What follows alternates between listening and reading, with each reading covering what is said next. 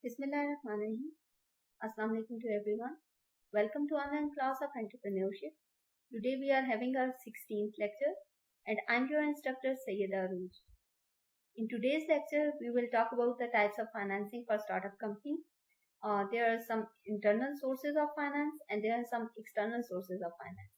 So we bifurcate the types of financing into two types, internal and external, and we will look the option available in the internal source of finance and the external source of finance. First, we will see the what is the source of finance. A source or the sources of finance refers to where a business gets money from to fund their business activities. A business can gain finance from either internal or external sources. So, जहां से आपने अपने business के लिए financing करनी होती है वो आपका सोर्स ऑफ फाइनेंस होता है और इसमें कुछ इंटरनल सोर्सेज ऑफ फाइनेंस हैं और कुछ एक्सटर्नल सोर्सेज ऑफ फाइनेंस हैं. Internal source of finance refers to the money that comes from within the business, जो आपके बिजनेस के अंदर या आपके बिजनेस या जो ऑनर ऑफ द बिजनेस है वो अपनी सेविंग्स अपनी ओन मनी जो है वो इन्वेस्ट करता है या उसके थ्रू फाइनेंसिंग करता है. या उसमें सेकंड ऑप्शन जो है वो आपकी रिटेन अर्निंग्स या रिटेन प्रॉफिट है. अगर आपका ऑलरेडी एस्टैब्लिश बिजनेस है और आपका कोई न्यू प्रोडक्ट लाइन है या न्यू वेंचर उसी बिजनेस से रिलेटेड है तो उसमें आप उसकी फाइनेंसिंग जो है वो जो प्रीवियसली आपके रिटेन प्रॉफिट्स हैं जो आपने सेव किए हुए हैं उनको आप यूटिलाइज कर सकते हैं. उस अमाउंट के थ्रू आप न्यू वेंचर्स की फाइनेंसिंग जो है वो कर सकते हैं. Then comes the selling of the assets.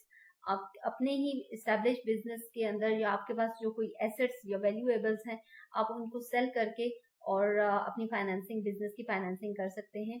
और आपके जो कोई इन्वेस्टमेंट्स हैं कोई आपने शेयर परचेज किए हुए हैं कहीं तो आप उन शेयर्स के थ्रू जो हैं वो आप अपने बिजनेस की फाइनेंसिंग कर सकते हैं. Then comes external sources of finance.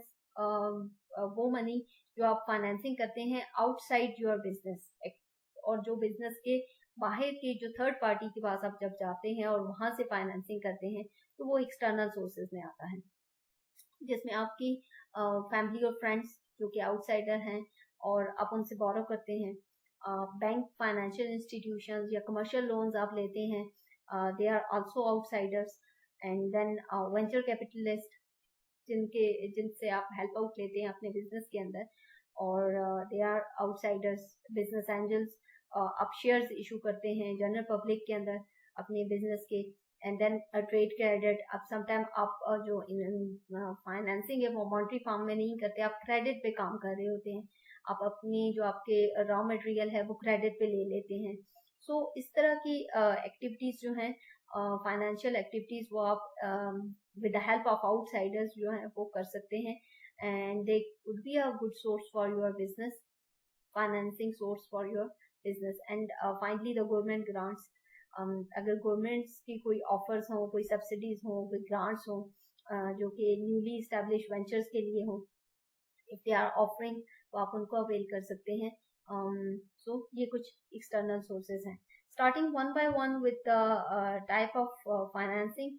Internal source of finance में हम देखते हैं honours capital which refers to the money invested by the owners of the business. अगर आप सोल ऑनर हैं अपने बिजनेस के तो आप अपनी सेविंग्स जो है पर्सनल सेविंग्स हैं आपके अकाउंट के अंदर जो अमाउंट है आप उसको यूटिलाइज कर सकते हैं.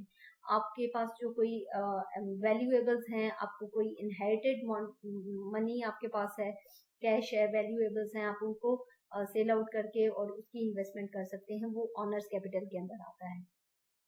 The second option is retained earnings or profit is when the business makes a profit and it can leave some of or all of this money in the business and reinvest in order to expand it.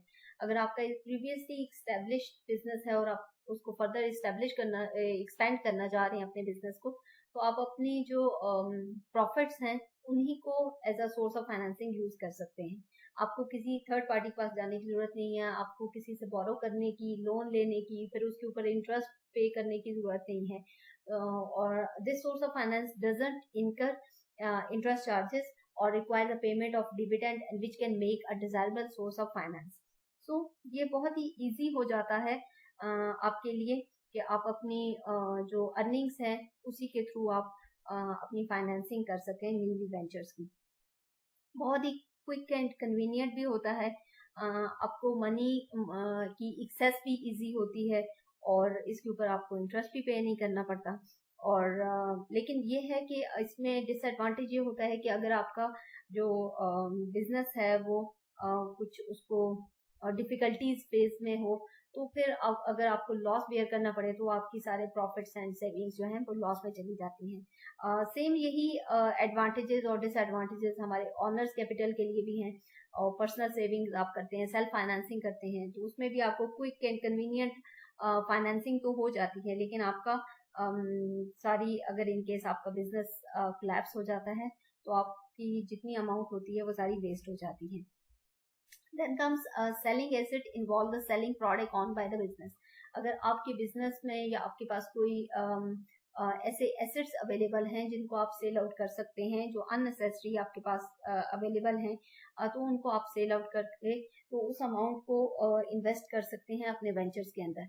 And this में be used when either a business no longer has a use of the product or they need to raise the money quickly। और अगर आपको बहुत ही urgent base पे कुछ facilitation चाहिए, financial facilitation चाहिए और मॉनेटरी हेल्प चाहिए तो आप उन एसेट्स को सेल आउट कर सकते हैं। Business assets can be sold include for example जो आपके पास मशीनरी अवेलेबल है, जो आपके पास कोई बिल्डिंग है, कोई लैंड है, कोई एक्सेस स्टॉक्स है आपके पास रॉ मटेरियल में, या आपके उसके अंदर बिजनेस के अंदर आपके पास कुछ अवेलेबल अननेसेसरी जो आप जिसकी जरूरत नहीं है आपको, तो आप उसको सेल आउट कर सकते हैं। इसके भी कुछ एडवांटेजेस हैं कि आपको क्विकली आपकी फाइनेंशियल फैसिलिटेशन हो जाती है और जो आपके अनयूज्ड इक्विपमेंट है या अनयूज्ड आपकी बिल्डिंग्स हैं वो उसका एक प्रॉपर यूज हो जाएगा, उसको सेल आउट करेंगे तो उससे इन्वेस्टमेंट हो जाएगी।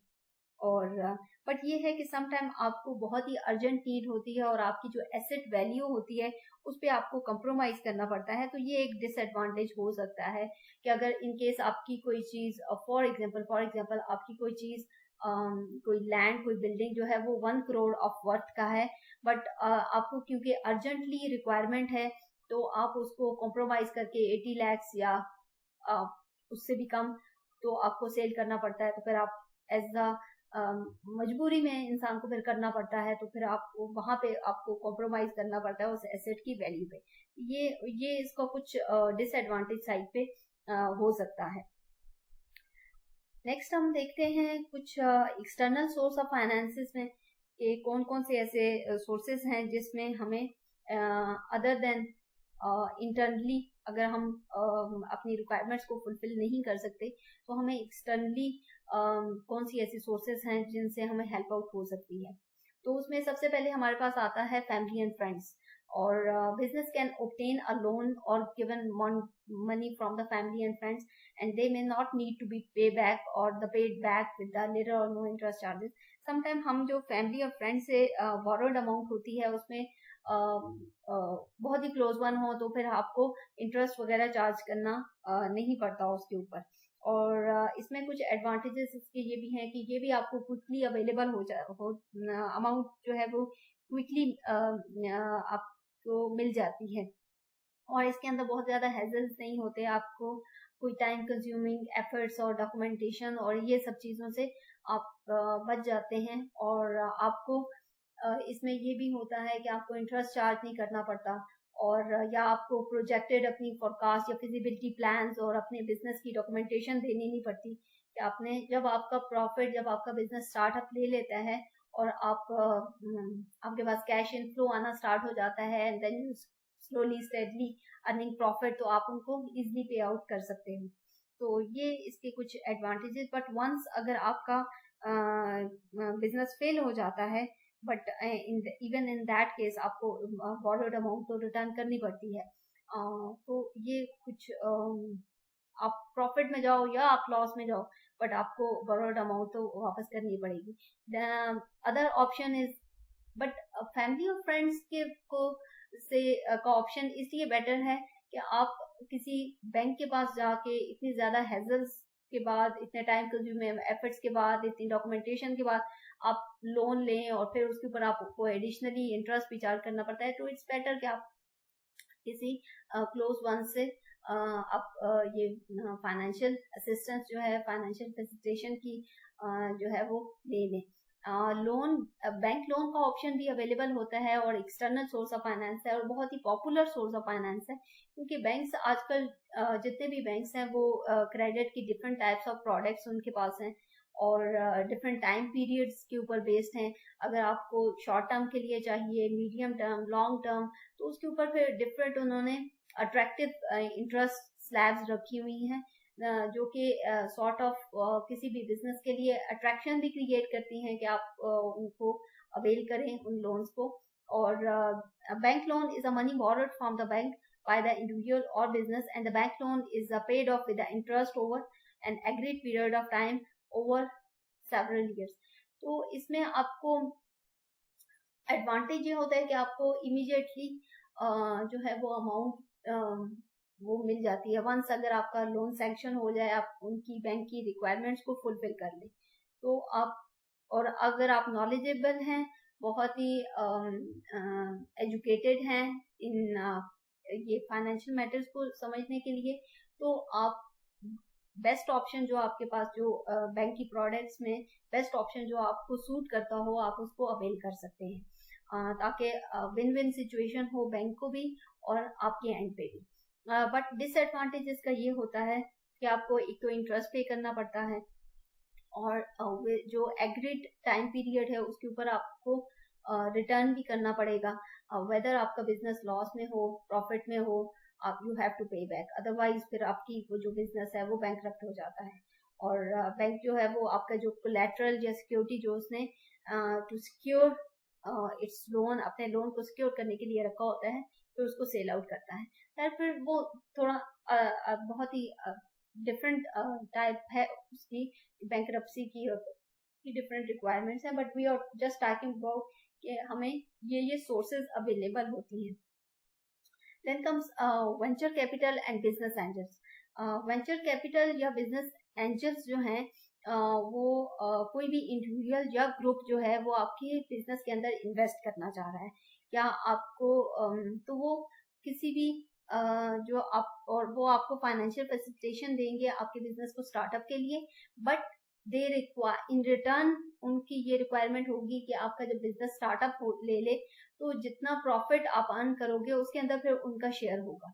तो जब आप, लेकिन ये भी एक इजी वे ऑफ फाइनेंसिंग है कि इस पे आपको इंटरेस्ट तो नहीं होता, बट इसमें आपको प्रॉफिट जो है वो शेयर करना पड़ता है उस वेंचर कैपिटलिस्ट के साथ, या वो जो बिजनेस एंजल जो आपको हेल्प आउट करते हैं, फाइनेंशियल असिस्टेंस देते हैं।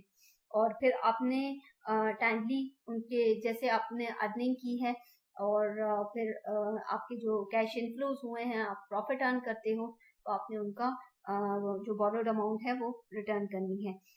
इसके एडवांटेजेस भी ये हैं कि ये बहुत ही क्विकली आपको फैसिलिटेशन मिल जाती है, फाइनेंशियल असिस्टेंस मिल जाती है, और इससे आप बहुत ज्यादा ह्यूज अमाउंट जो है वो भी रिक्वायर कर सकते हैं। और आप उनसे, क्योंकि they are famous for investing, तो आप उनसे फाइनेंशियल गाइडेंस भी ले सकते हैं अपने बिजनेस के अंदर, अपने प्रोजेक्ट्स के अंदर जिनके अंदर आप इन्वेस्टमेंट करना चाह रहे हैं और जो आप स्टार्टअप लेना चाह रहे हैं उसके अंदर भी। और बट आपने क्योंकि जब आपने उनसे फाइनेंशियल फैसिलिटेशन ली है, आपने उनसे अमाउंट ली है, तो आपने अपने बिजनेस की कुछ जो प्रॉफिट है, जो अर्निंग है, वो आपको शेयर करनी पड़ेगी ऑब्वियसली। तो ये इसका डिसएडवांटेज हो जाता है। एंड डिफरेंट जो आपके हैं they may have a different vision for the business and that are owners. तो अगर आपने उनसे फाइनेंशियल असिस्टेंस ली है तो वो आपको गाइड भी करेंगे, फिर थोड़ा उनका इंटरफेरेंस भी होगा आपके बिजनेस के अंदर, तो उनका डिफरेंट पॉइंट ऑफ व्यू हो सकता है, आपका as a entrepreneur different point of view हो सकता है। तो यहाँ पे एक कंफ्लिक्ट कोई आ सकता है जो कि डिसएडवांटेज आपके बिजनेस के लिए हो सकता है। तो ये वेंचर कैपिटल का ऑप्शन भी अवेलेबल होता है, और जहाँ पे आप फाइनेंशियल फैसिलिटेशन इनके थ्रू कर सकते हैं। Another external source is share issuance. तो शेयर इशुएंस में ये होता है कि आप अपने बिजनेस के शेयर जो हैं वो मार्केट में फ्लोट करते हैं। जनरल पब्लिक जो है वो आपके शेयर्स को परचेज करती है, और वो आपके बिजनेस के अंदर उसका ऑनरशिप उसको मिल जाती है। शेयर परचेज करने का मतलब ये होता है कि आपने किसी भी बिजनेस के अंदर आपको वोटिंग राइट जो है वो कुछ सर्टन राइट्स जो बिजनेस अलाउ करता है वो राइट्स आपको मिल जाते हैं, और इनमें से एक राइट जो है वो राइट टू वोट है। तो जितने आप किसी कंपनी के शेयर परचेज करते हैं उतने आपकी उस कंपनी के अंदर ऑनरशिप जो है वो बढ़ जाती है, उतना आप इंटरफेयर कर सकते हो उस बिजनेस के अंदर। फॉर एग्जाम्पल आप वहाँ पे आप उनके बोर्ड ऑफ डायरेक्टर्स की सिलेक्शन में जो वोटिंग होती है आप वहाँ पे आपके पास राइट आ जाते हैं। तो जब आपकी वोटिंग राइट मिल जाता है तो फिर आपकी वहाँ की चेंजेस करने में उस ऑर्गेनाइजेशन के अंदर भी आपको अथॉरिटी मिल जाती है। तो मैनेजमेंट के अंदर चेंजेस करने में obviously board of directors top hierarchy में होते हैं, तो उनके थ्रू आप उस पूरी ऑर्गेनाइजेशन की मैनेजमेंट जो है वो आपके कंट्रोल के अंदर आ जाती है। तो शेयर इशुएंस का एक ये एक्सटर्नल सोर्स है, बेटर सोर्स है, बट न्यूली स्टार्टअप इसको अडॉप्ट भी करती हैं, बट इसमें फिर आपको कॉम्प्रोमाइज करना पड़ता है ऑर्गेनाइजेशन की ऑनरशिप के ऊपर।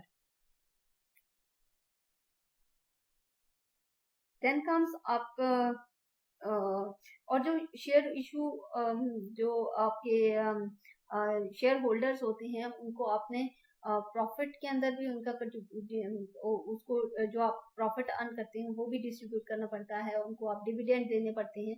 तो ये सॉर्ट ऑफ आपकी डिसएडवांटेज साइड पे आता है। Then comes trade credit.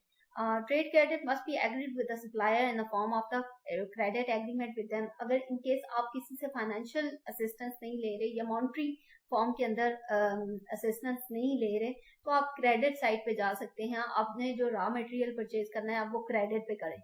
तो इन दैट केस क्या आपने आपकी जो कॉन्ट्रैक्ट्स होते हैं सप्लायर्स के साथ, या आपने कुछ अमाउंट जो है कुछ मटेरियल परचेज किया और आप उनको पे बैक करेंगे जब आप उसको लेटर डेट के अंदर आपने जब उसको प्रोसेसिंग की और फिर आपकी सेल्स होंगी और फिर आप उनको पे बैक करेंगे। तो ये होता है credit, trade credit, and the payment is usually made once the business has had an opportunity to convert the raw material into stock into product and sell them to its customers and receive the payment। जो आपका ultimately आपके cell revenues होंगे उसमें से फिर आपने अपने suppliers को पेमेंट करनी होती है। Another option we have is the government grants. Government grants are the fixed amount of the money awarded by the governments, जो government sometime अपने businesses को अपनी कंट्री के अंदर उनको थोड़ा सा पावर देने के लिए, उनको स्ट्रेंथ अप करने के लिए, या गवर्नमेंट ये चाहती है कि लोग बिजनेस की तरफ आएं, लोग एंटरप्रेन्योरशिप की तरफ आएं, तो इन दैट केस वो कुछ ऐसी अपॉर्चुनिटीज क्रिएट करते हैं ताकि लोग उनसे फैसिलिटेट हों और उनका इस साइड पे उनका इंटरेस्ट जो है वो डेवलप हो। तो इन दैट केस वो फिर फैसिलिटेशन ग्रांट्स और इस तरह के लोन्स भी देती है जो स्टार्टअप बिजनेसेस होते हैं, तो आप वहां से भी फैसिलिटेशन ले सकते हैं।